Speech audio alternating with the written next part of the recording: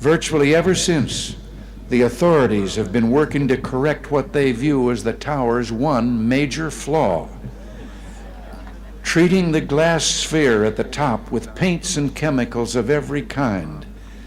Yet even today, when the sun strikes that sphere that towers over all Berlin, the light makes the sign of the cross.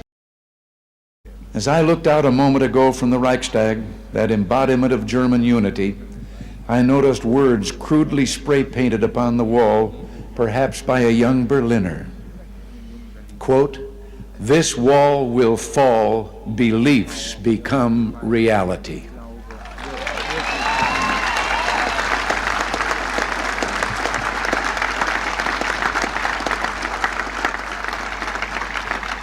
Yes, across Europe this wall will fall, for it cannot withstand faith, it cannot withstand truth.